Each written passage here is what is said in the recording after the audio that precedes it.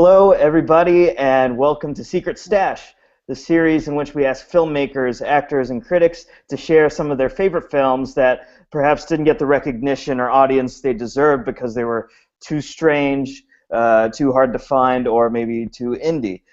Joining me today to share his secret stash with us is Michael D. Cohen, an actor who's made appearances on shows like The Mindy Project, Two Broke Girls, Modern Family, and Chris Elliott's Eagleheart. And along with his castmates, he was nominated for a Gemini for the animated series Grossology. He'll be gracing the big screen coming up here soon alongside Miles Teller and J.K. Simmons for the drama Whiplash. And he'll be starring in the lead role in the upcoming dark indie It Was You, Charlie, which premieres at TIFF Lightbox in Toronto on August 15th. He was nominated for an ACTRA for that film, and you know, we hope he wins it, of course, because we're wishing him luck because he's our guest today. Michael, how are you, sir? I'm very good, but I have to tell you, the ACTRA Awards happened in February. I was nominated, but I didn't win, and so just so you know, but I'm proud to have been nominated. I have to say. It's no cliche, but I really, it's an amazing experience. That's fantastic. And Michael, you know, it's funny, before we went on air, I fact-checked all my stuff with you, and I'm such an idiot because I still got it wrong, even though... Well, it's the Canadian-American thing, right? Because, like, you know, the ACTRA Awards are Canadian, so you're off the hook. Okay, thank you so much, sir. And you know, to be honest, I'd never heard of the ACTRAs. Now I know about it, and like you said, it's kind of the equivalent of the SAG Awards, correct? Yeah, it's the ACTRA is the Canadian Actors Union, like SAG-AFTRA is for the U.S. So they have their own set of awards in the different cities and stuff like that. That's very cool, and congratulations on getting nominated. I think had we done this show before the awards, and I gave you my good luck, I think that would have pushed it forward, and they would have come to their senses. And I would have won, no question. Yeah. Bernard Boo. I'm talking Bernard Boo. So. oh yeah. You know, I've just got the golden touch. Let's talk about It Was You, Charlie. I'll be talking to you every month. I'll just be like, hey, I got an audition. Can I talk to you? No, you could just drag me around in a suitcase or something. I'm small enough to fit in luggage. Perfect. I'll tuck you under the seat. We're good. Yeah. So let's talk about It Was You, Charlie. This film looks excellent. I haven't caught it yet, but I'm so excited to see it, and you're starring in it. It's coming out soon. Talk to me about it. Tell our watchers and viewers what they can look forward to. Well, it's a movie. It was a Canadian film, written and directed by Emmanuel Sherinian, who's an up-and-coming Canadian filmmaker, and he has a very unique sensibility. It's a mixed genre film, so it is a dark comedy, but it's really much more dramatic. They just cut a new trailer, and I'm so proud of this trailer. They did an amazing job because it actually really does give you a good sense of what the movie's about. And there's I get the opportunity to do some physical comedy in it, but it's mostly dramatic. And my character his name is Abner, and he is down and out. It takes place over 24 hours, and he's flashing back over different periods of his life, putting things together. And he was in a car accident that killed a young woman, and it wasn't his fault, but he still carries around the guilt. He has post-traumatic stress. He lost the woman that he loves to his younger, more, shall we say, classically good-looking younger brother. He was played by Aaron Abrams, and he never forgave his brother for that. And so all of these things, and it led to him eventually letting go of his passion, which was being a sculptor. He was a professor of sculpting and a very good artist, and he let go of all that, and he just let his life slide. And so it's really it's a very interesting character study of watching how the mind can heal itself through trauma, and what the mind does to get the answers that human being needs in order to move on in life. And did what I think is extremely difficult to achieve, which is to mix genres and to do so effectively and to keep the tone consistent throughout the whole film. And that's what blew me away when I watched the rough cut, was like, wow, you achieved what is just the most so difficult. And if you look at a lot of films that don't work, I think a lot of it, I've done script consulting for many years, and I read hundreds of scripts, and most of the time the reason why they suck is because the writer is taking two different genres and just not mixing them. It's like you're reading two simultaneous screenplays. And Emmanuel didn't do that. He managed to mix something and create. It's like, that's what I think Tarantino did. That's why he was so successful, is that he created his own genre by mixing something. It's like a cook. You take spices that you never would think would go together, and then you got umami. It's just yeah. Right? So does that kind of tell you about the film a bit? Absolutely. I'm so looking forward to it. It looks kind of right up my alley as far as what I like about dark comedies, and I look forward to it also because of your high praise as well. We actually conducted an interview before today about that film. It's all about that film, which you will be able to find on the site soon because the film's opening next week. So look for that article next week. An in-depth interview with Michael. Yeah. Interview, really? What are you? Oh, right, that was with me. Okay. Yeah, that's right. Yeah, we did that. That happened. But now, describe your palette, because you said this film is kind of about our psyches and how our mind reacts to things.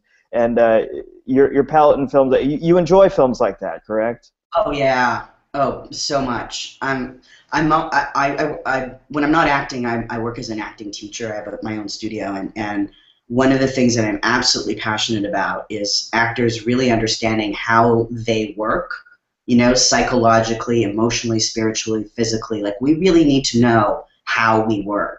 And I'm so fascinated with how human beings work. I mean, I will never completely ever understand it, fully, but I love the pursuit of it, and I love films that lend insight into how we work, and not in like they're not that there's anything wrong with them, but I'm not attracted to the real negative. I'm not attracted.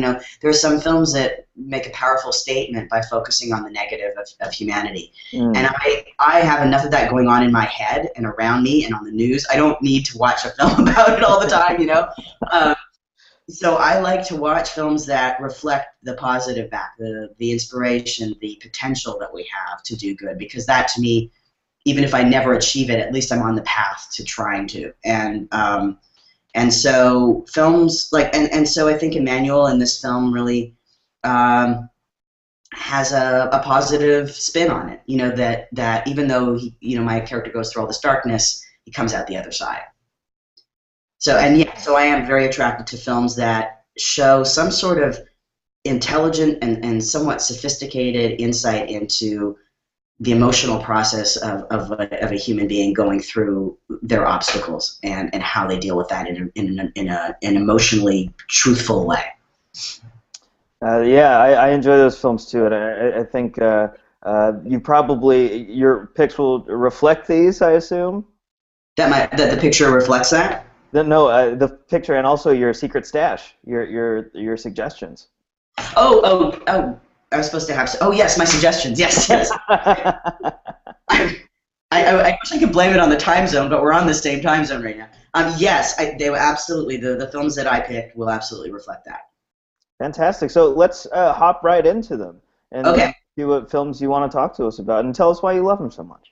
Okay. Well, I don't know how obscure these really are, because they're not obscure to me. So I don't know if they're obscure to other people. But the big one that I wanted to talk about was a film that probably most people are familiar with, which is 54. Familiar with 54? So that came out in 1998, and it starred Mike Myers as Steve Rubell, the owner of Studio 54. Right. So this was, I guess you would call it a large indie film. It had a pretty all-star cast. It's it wasn't like something tucked away in the corner that nobody knows about particularly. But I picked it because I really believe it did not get the credit that was due at all. I definitely think Mike Myers should have been nominated for an Oscar for that. And wow. his performance was, I remember, Mike Myers was at like the peak of his career, or at least heading up to the peak of his career, very, very well known. And I did not recognize him until 3/4 of the way through the movie. I went, Wow. I know who that is. I know who that is. Who is that? Who is that? And then, oh my God, that's Mike Myers. He transformed himself so completely.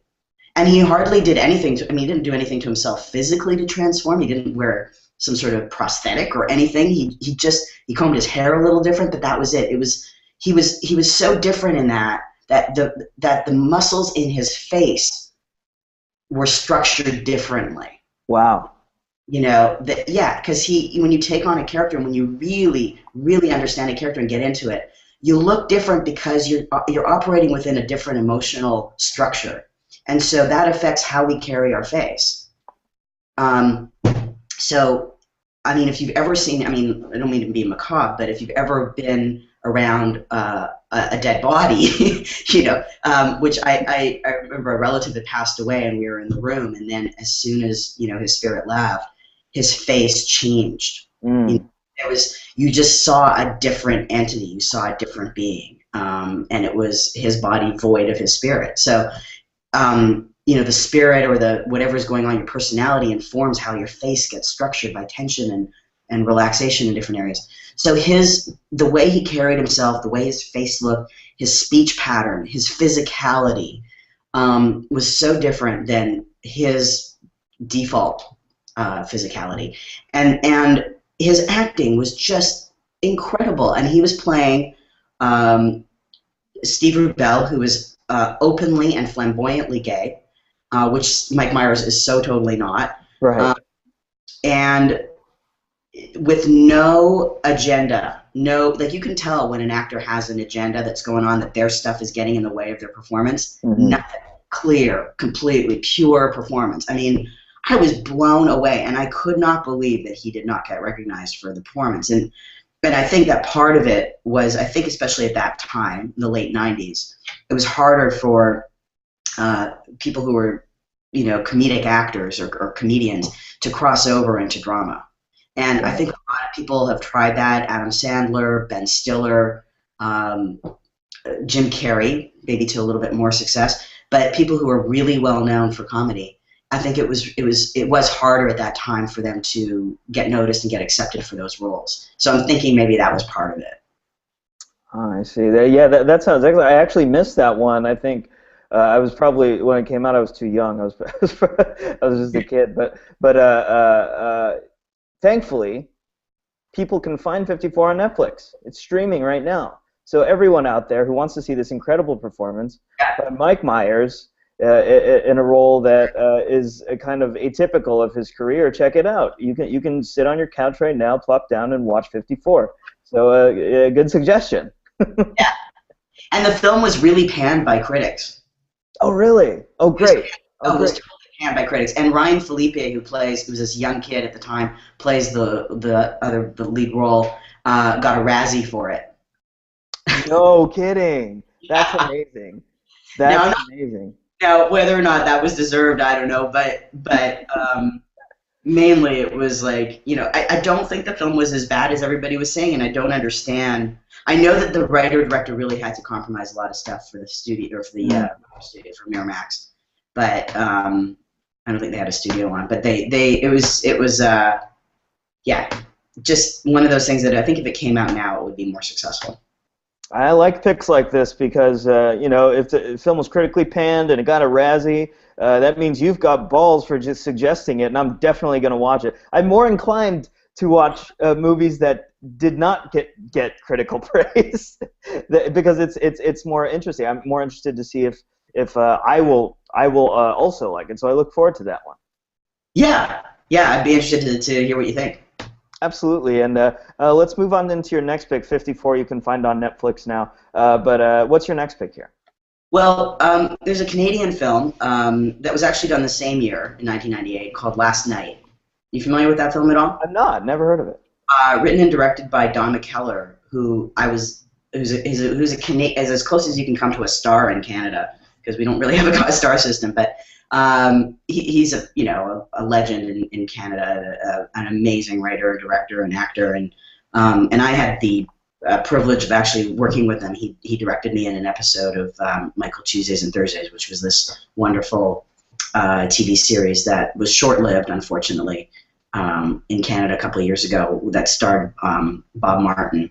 Now, Bob Martin and Don McKellar, you may know from the Tonys, because they both, the show The Drowsy Chaperone was their kind of project. I mean, it started with a wedding present in real life to Bob Martin and his wife, and then it took on this life of its own. And Lisa Lambert wrote the lyrics, and anyway, I don't know. So Don and Bob teamed up and did this show, and Don directed a lot of the episodes, including mine. So I got to know him, but this film far preceded that experience. So last night, the premise is that it's the last night of existence on Earth. Huh. And it traces these interrelated people. And you don't know how they're quite related until it kind of comes together at the end. But they're kind of interrelated, and what they do on their last few hours on Earth, and what that's like. And it's actually brilliantly laid out, because it's not expository. He doesn't go into a lot of exposition saying, and now the world's going to end, and this is why it's going to end. You piece it together, and it's an amazing lesson in storytelling in terms of what pieces of information are necessary and what isn't. Mm. And how he focuses so much on what's going on for a human being when they've known for months that the world is going to end, and it's their last few hours. And how do different people respond to that? And it's a story. It's not just like some sort of mockumentary. It's like it's a narrative. And the ending, I was going, okay, I wonder how is this going to go? How's this going to end? How's this going to work? What's going to happen? And the way he did it was so poetic. It was poetry. So I just think it's one of those films that, I mean, it got a lot of accolades in Canada. It won Best Canadian Feature at TIFF. And in the States, I think probably the only place it was acknowledged was by the Clotrudis Awards. It won some awards there. Mm. But other than that, I think the U.S. just kind of went, yeah, next, like. What's this stunky Canadian film? But in Canada, it was celebrated. People were like, wow, this is amazing stuff. Sandra Oh stars in it, 7 years. This was 7 years before she did Grey's Anatomy. Sarah Polley has a good role in it. David Cronenberg is in it. And then Bob Martin has a small role. Who else was in it? Callum Keith Rennie, Jackie Burrows, who's a Canadian. These are all like Canadian mainstays, Yeah. Canadian icons, and a lot of Toronto references. It takes place in Toronto. There's a streetcar, which is like this classic Canadian streetcar. They talk about Nathan Phillips Square, which is like the place where in front of it's a Canadian. It's in Toronto. If you live in Toronto, you'd know what it is. If you didn't, you would know what we're talking about. But it's like, again, it's like the specificity of what's important and what isn't in storytelling. If I say, oh, we're going to meet at Nathan Phillips Square, do you really need to know what Nathan Phillips Square is? No, you just know that it's meaningful to those characters, and that it's a place that everybody knows. So, they didn't have to say, it was Nathan Phillips Square. That square over by the, Yeah. I think it's great for people who are aspiring filmmakers, or just love film in general, just to see how you can whittle a story down, and that human experience is enough, That sounds fantastic. That sounds awesome. Yeah, oh, it's great. That sounds awesome. And, you're batting 1,000 because that one's available on Amazon streaming. Yes. You get it for free if you have Amazon Prime. Yeah, if you've got that Prime, which I'm still debating whether it's worth it. I am a Prime member, but I'm not so sure of the value. What do you think about Amazon Prime? Boy, I feel like I should call them up and get them to pay me for a commercial. I like it. I love getting my stuff in 2 days. And I've watched a lot of movies for free on Prime. Totally. Totally, I Yeah. think it's great. I think because they don't get the bigger titles that Netflix gets, but they get the titles that we like, right? Like these little gems like Last Night, which is not on Netflix, And Orphan Black. and Orphan Black. I know, right? Another Canadian Toronto, series that's shot there with Tatiana Maslany, who's Oh again God. incredible. Yeah, yeah. I said my wife started watching that show the other day. I couldn't believe. I looked her up. I couldn't believe she was Canadian. I couldn't believe it. And why is that? Because her British accent was so convincing. Oh, got it. It's like, people who are Canadian can't have that much talent. No. Yeah, all the accents she does. I mean, it's wonderful, wonderful work, incredible. Yeah, it seems like a great show, and that seems like a great pick. Last Night, which is available on Amazon Prime streaming now. Let's go into another one. You got more for us? I got more. Now these are kind of like my subset. Okay. I mean, there is one that I have to say is my all-time favorite, but it is so not obscure, and it is very, very recognized. Does that matter? No, not at all. Not at all.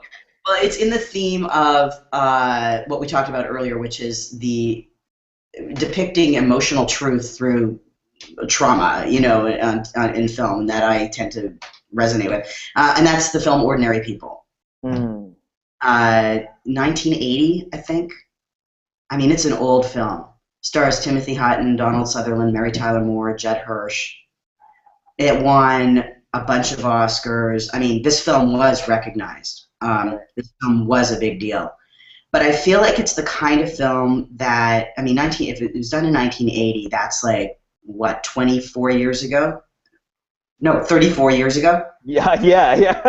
Oh my God, this is like before you were born, I'm sure. It is. And have you heard of the film? No, I've heard of the film, but this is good because even though like you said, it's gotten a lot of recognition. Films get forgotten, films get buried in time. So you're digging this up for us. This is a film that absolutely should not be forgotten. This is a film that is on my shelf. It will always be on my shelf. It'll be a film that I will watch over and over again. I get kind of choked up when I think about it. Like, it just, oh, wow.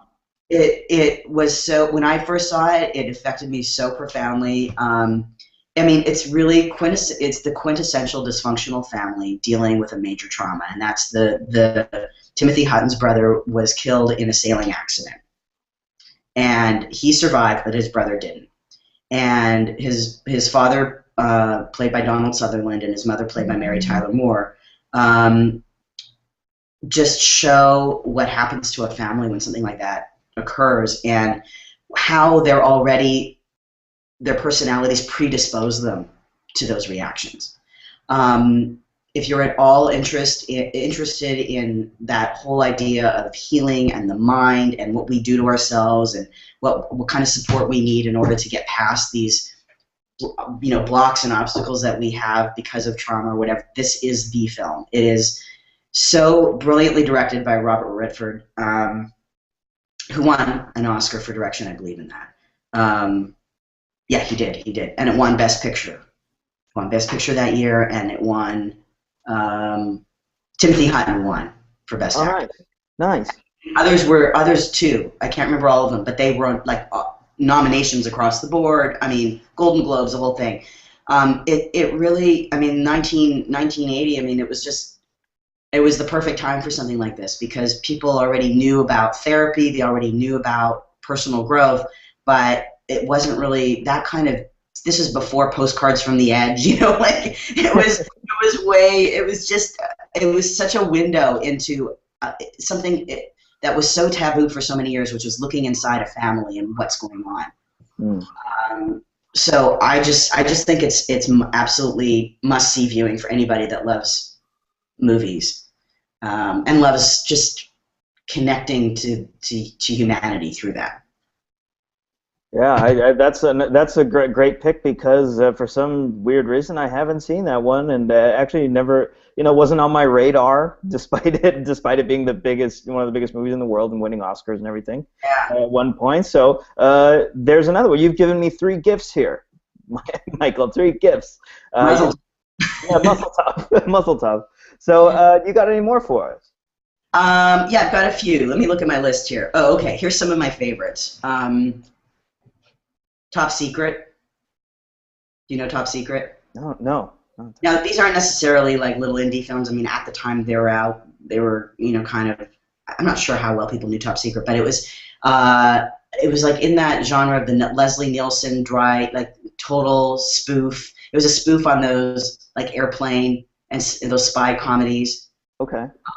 It's sort of dated now, but you can appreciate the datedness of it.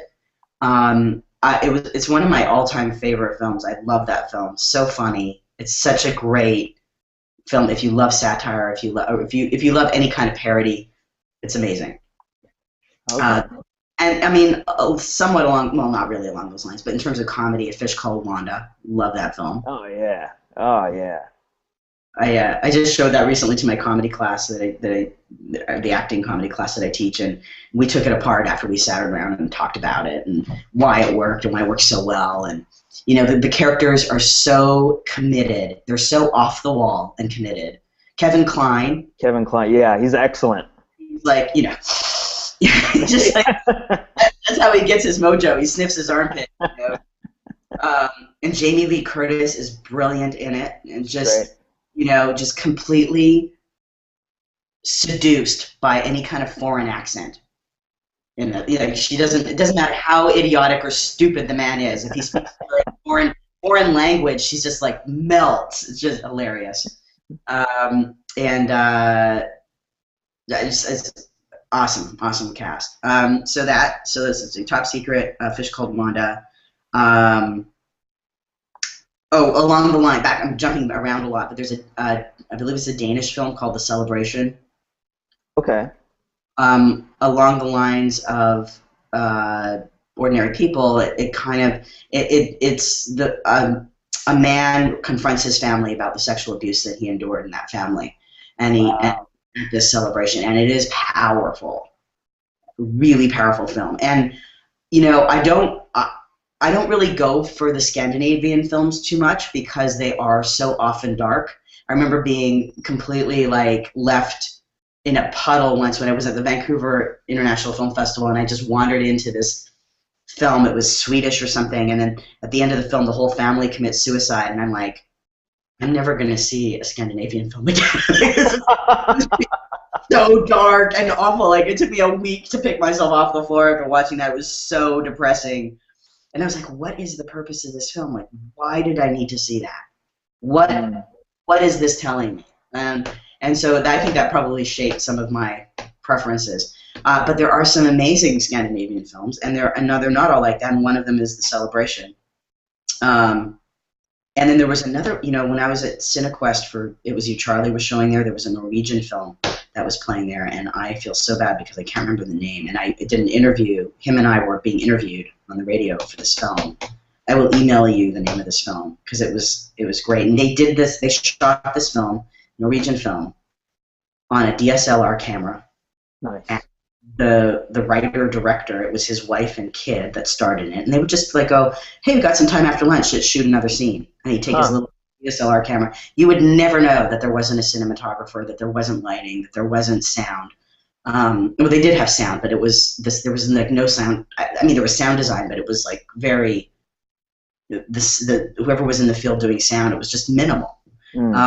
And they have the entire Norwegian film industry so angry at them because of what they managed to achieve on a DSLR camera. Basically saying, okay, you're saying that crew is obsolete.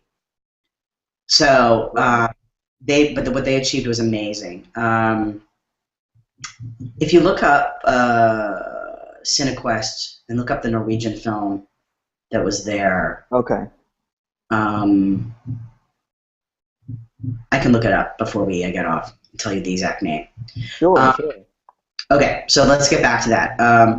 Butterflies Are Free. Do you know that film? No, this is you're just killing it today. Old film. Again, not an indie. It was somewhat popular in its day. Stars Goldie Hawn. It really was provocative, I guess, in its time. It's a woman that falls in love with a blind man. And I think it's interesting to watch films like that to just see how we've changed to kind of benchmark our sensibilities and go, okay, would I have a problem if someone like had a relationship? If I had like someone was dating a blind man, like they were kind of basically saying like, why are you interested in him? And which is so bizarre today because we seem to have way more acceptance that people with disabilities are, you know, is all it is that one particular modality that's hindered. Like, why are we basically saying that person has a, you know, should be diminished in value?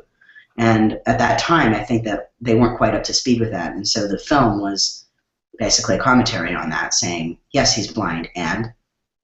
Right. Okay. Okay. But it was a comedy. It was Goldie Hawn. It was a fabulous performance. You know, she appears in her bra and underwear, and that was this big sensation. It's funny. I looked it up just now, and the movie poster is incredible. It's magnificent. It is, isn't it? I love that. Edward Albert sitting down. Everybody at home, look this up. It's Edward Albert sitting down and Goldie Hawn, and they're both scantily clad, and it looks like she's combing his hair. Yeah. It looks fantastic. It's really a great film. It's a great film. Okay, let me see if there's any. Unfaithful. We talked about that in our last conversation. Yeah, that moment with Diane Lane on the subway coming home after her tryst. I mean, I will never forget that from an acting perspective. That was where, I mean, what else is there? Yeah, you know, it's like kind of unbelievable the colors of emotion she covers in seconds. Unbelievable, right? I mean, just so connected, so good. And she's like, you know, she's indie, you know, that's pretty much all she's done. I mean, she's done other stuff, but she's such a lover of independent films, and she just, you know, I think that one was Fox. I don't know if that was an indie, but it's still, I mean, she's just phenomenal. Yeah, she's great. And I was a kid when I was a kid. I had such a big crush on her. She's for some reason. I don't think anybody else my age had a crush on Diane Lane. But I just thought she was gorgeous. She is. I totally get it. I do that. I had a crush on Goldie Hawn. So. Oh, there you go. That's a. Started with Butterflies Are Free, probably. Probably. Judging from. I just look at that poster and you're like, how can you not, right? So okay, before we let's wrap up here. Do you have any more quick hits? I mean, there's a film that the director Emmanuel Shranian had asked me to go to see. Actually, it's called In Martin, which I ended up getting just to prepare for Charlie, and the reason why is because I think this film also mixes genres and does so quite successfully. It was at Cannes and TIFF in '08, I guess, and it's Scandinavian. It's Norwegian. It's fun. It's a fun film. I mean, there's certain aspects of this, admittedly, I don't get. But if you're a cinephile and you love weird, like some film, but not too off the, like, you know, it still has narrative. Like you can follow. Like there's a linear story in some way. This is a good film to watch. I really loved watching it, and it helped me understand what Emmanuel was trying to get across in terms of It Was You, Charlie, and what he was trying to achieve in the character study. Because, I mean, this man says very little in the film, but he is the film. And that's kind of how Abner is. I mean, there's not a ton. I mean, there's dialogue for sure, but it's not dialogue heavy in It Was You, Charlie. And you follow. I'm in every scene. You know, you follow my character through, similarly as in Bill Horton. So it's a very different subject matter. It's different style, whatever. But there are some similarities, and it's a fun film to see.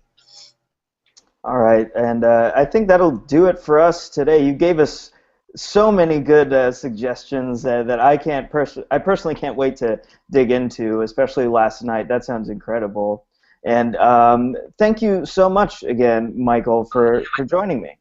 My pleasure, and I'm looking forward to seeing what comments people have about these films. See if anybody agrees or disagrees with what I said.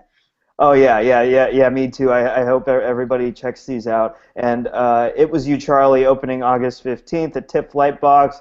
starring Michael D. Cohen.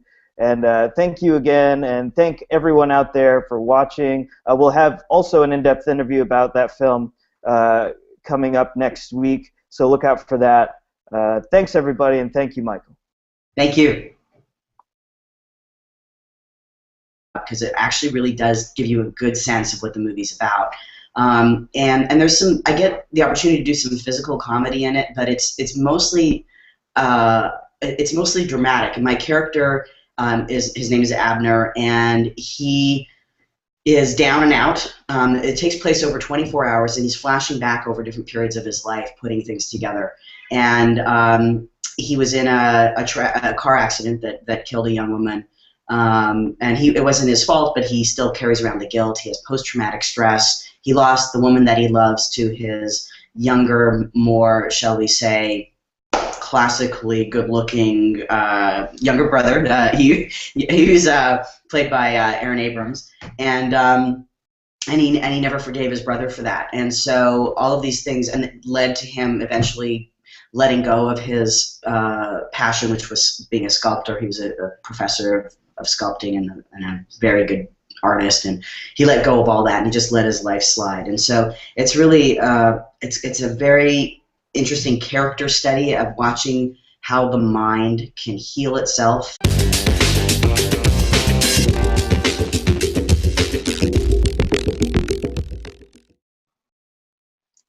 Hello, everybody, and welcome to Secret Stash, the series in which we ask filmmakers, actors, and critics to share some of their favorite films that perhaps didn't get the recognition or audience they deserved because they were too strange, too hard to find, or maybe too indie.